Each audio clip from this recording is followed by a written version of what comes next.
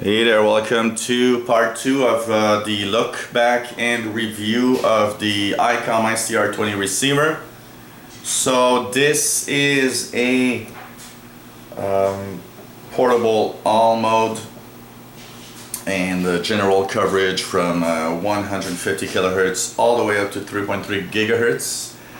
Keep in mind, if you live in the United States, the cell phone portion of the band is actually removed. So you'll have 800 megahertz frequencies that are removed. And if you live in France, you'll have lots and lots of frequencies removed, plus the fact that it stops at 1.3 gigahertz at the higher end.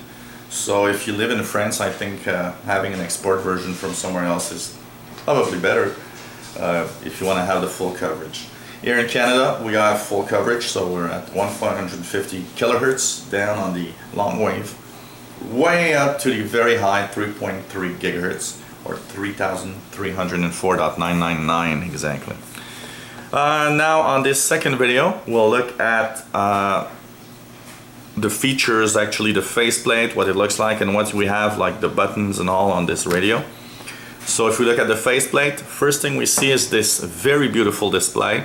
This is a cool display. I mean, it's a dot matrix display. And what does that mean when you have dot matrix? It simply means that you're actually having the font of the frequencies and of the display, actually all the information is actually changes size to have more and more information. So this is really a programmable dot matrix that you can see here. And what's cool is, for example, if I dual watch, and you'll see that the font will actually adjust depending on how much information. If I use the scope, you see that this one even has more smaller size because it needs to add more information. So depending on what you're actually listening to, the font is automatically adjusted to the quantity of information we have in the display. So this is a really nice display. One of the drawbacks is the glass, which is slightly, it's not recessed, it's like slightly outside of the radio. If you can see here, it has this little bump, which is not easy to see, but this little bump actually means that when you're carrying your radio with the belt clip and you're not careful, you can actually scratch the display, and my display has a few scratches already on it. So having a carrying case to actually protect it is probably a good idea on this radio. On the faceplate, what do you see? The different buttons. You've got your numeric keypad here, and you've got all sorts of nice little buttons that have great features on it. And we'll be, of course, explaining all of those features in different videos so you can use your radio at the fullest. On the top, we've got the left and right dial buttons that do different functions depending on what you have chosen on radio. But in its basic mode, you'll have your volume that is actually displayed here. You can see up or down volume. And you'll also have the VFO button, because this is like a little dial button where you can go up or down on the different tuning steps that you choose in the radio, which is pretty nice and pretty cool. And all buttons are easy to access, but one of the little drawbacks that might be scary is the fact that this radio has so many functions, 2, 3, 4 different functions per button. So it's a very complex radio, and that's why I was thinking of doing this channel actually, is to help you all use it better. Now, you've got your power button here on the upper right, so just press and hold to turn on or turn off the radio. If we look at the top antenna also, is what's cool is that it's a Bnc connector. Bnc connectors being good and nice because it's one of the very popular connector for antennas on scanners, and so it's easy to actually get other antennas to fit on this radio. Keep in mind, this is not your average scanner. People that buy scanners, this is not a scanner. I don't call this radio a scanner. It's really a communications receiver. There's a big difference between scanners and communications receivers. Scanners are made to receive, usually in AM and FM modes, some fixed communications from, you know, the police to law enforcement of all sorts to commercial bands, but they're made to get those types of signals. The communications receiver usually have more of a frequency range, like this one going up to 3.3 gigahertz. It's more flexible. If, for example, the tuning steps in here that are very, very flexible.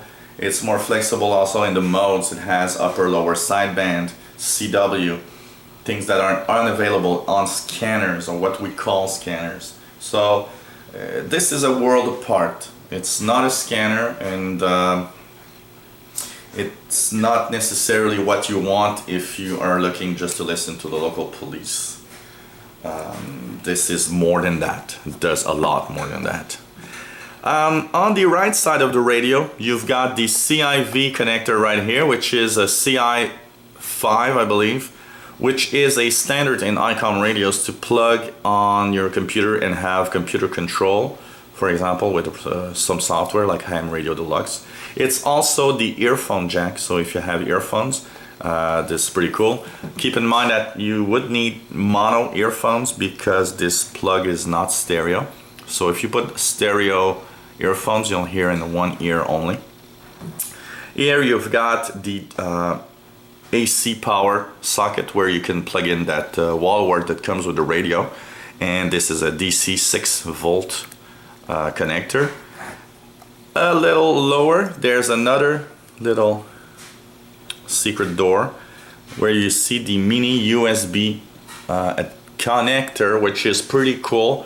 It's a very standard mini USB, so you can actually use your digital camera connector on this radio probably, or your MP3 player, because this is probably one of the most popular cables around. And if you have some computer gadgets lying around, there's a good chance you already have one of those little wires lying around. If you don't, they're not expensive and easy to get almost anywhere.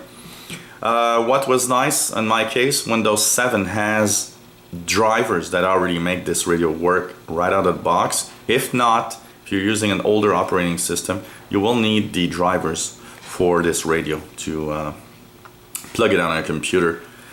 On the left side, you've got the up and down button for volume, but it's also for other usage depending on what you're doing.